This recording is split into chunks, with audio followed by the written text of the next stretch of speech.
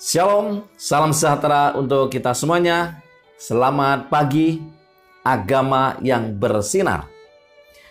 Renungan pagi kita hari ini, Selasa 10 Januari 2023, dengan judul Berdamai dengan Tuhan dan Sesama.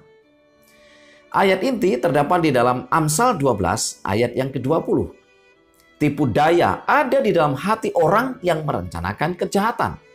Tetapi orang yang menasihatkan kesejahteraan mendapat sukacita. Saudara-saudara yang dikasihi Tuhan, pagi ini kembali saya memberikan 3 poin penting dari renungan pagi kita. Poin yang pertama, hati yang sesuai dengan Allah memperoleh damai surga dan akan menyebarkan pengaruhnya yang menyenangkan di sekitarnya. Mari kita baca kutipannya. Orang yang berdamai dengan Allah dan sesama tidak bisa dibuat sengsara. Dengki tidak akan ada di dalam hatinya. Sangkaan-sangkaan jahat tidak mendapat tempat dalam hatinya. Kebencian tidak ada. Hati yang sesuai dengan Allah memperoleh damai surga dan akan menyebarkan pengaruhnya yang menyenangkan di sekitarnya. Roh kedamaian akan turun bagaikan embun ke hati yang lelah dan disusahkan oleh perselisihan duniawi.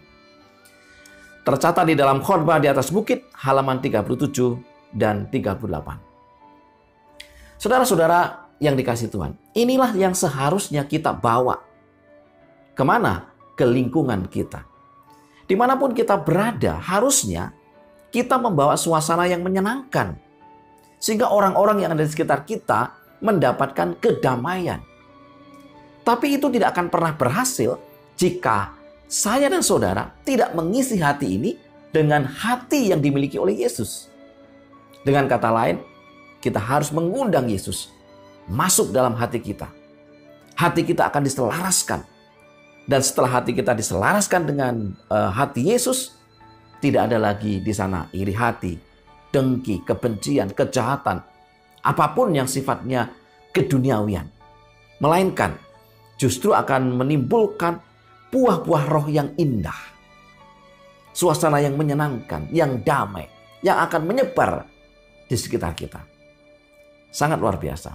Di poin yang kedua, damai Kristus lahir dari kebenaran. Damai itu selaras dengan Allah. Berbahagialah orang yang membawa damai. Damai Kristus lahir dari kebenaran. Damai itu selaras dengan Allah. Dunia ini berseteru dengan hukum Allah. Orang berdosa berseteru dengan Khaliknya.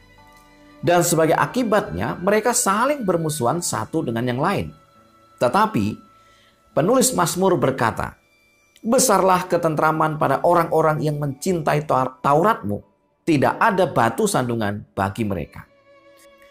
Saudara-saudara yang dikasihi Tuhan, kita harus menunjukkan damai itu kepada orang-orang yang ada di sekitar kita. Betul. Tetapi bagaimana caranya? Caranya adalah agar kita memperoleh damai Kristus.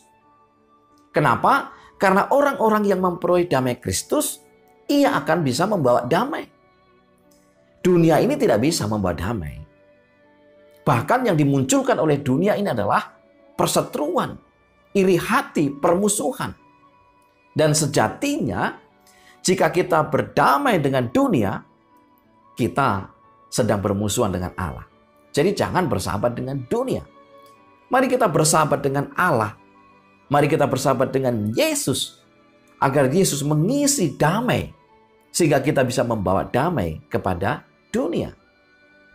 Sebagaimana Raja Daud mengatakan bahwa orang-orang yang mencintai Tauratnya, orang-orang yang cinta pada firman Tuhan, ia akan menjadi orang-orang yang membawa damai. Jadi biarlah kita semakin mempelajari firman Tuhan, mengundang akan kuasa Allah itu ada dalam hati kita.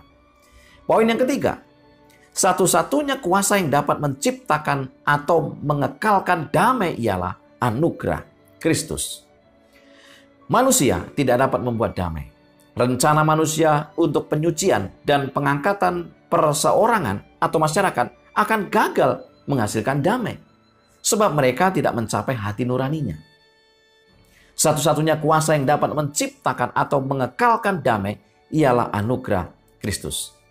Bila mana ini ditanamkan di dalam hati, itu akan mencampakkan bujukan-bujukan jahat yang menjadi sebab perselisihan dan percekcokan. Sebagai ganti semak duri akan tumbuh pohon sanobar, dan sebagai ganti kecubung akan tumbuh pohon murat, dan padang gurun dan padang kering akan berkirang, padang belantara akan bersorak-sorak dan berbunga seperti bunga mawar. Alfa dan Omega jilid 5 halaman 333. Saudara-saudara yang dikasihi Tuhan, inilah yang seharusnya menjadi bagian kita. Apa? Menciptakan perubahan dari semak duri menjadi pohon-pohon yang indah. Dari padang gurun yang tandus, kering, menjadi padang gurun yang berbunga, yang penuh dengan bunga-bunga yang indah. Dan itu hanya bisa ditemukan di dalam anugerah Kristus. Kita perlu meminta, memohon, mengundang Kristus ada dalam hidup kita. 3 poin utama kita hari ini adalah, yang pertama, hati yang sesuai dengan Allah memperoleh damai surga dan akan menyebarkan pengaruhnya yang menyenangkan di sekitarnya. Yang kedua, damai Kristus lahir dari kebenaran. Damai itu selaras dengan Allah. Yang ketiga, satu-satunya kuasa yang dapat menciptakan atau mengekalkan damai ialah anugerah Kristus.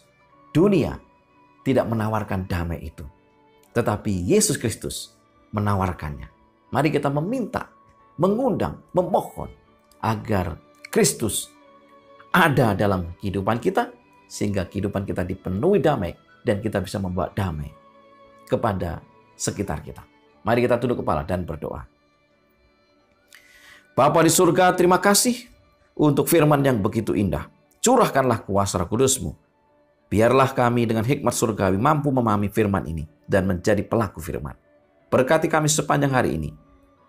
Berkati akan seluruh umat-umat Tuhan dimanapun mereka berada. Dalam nama Yesus kami berdoa. Amin.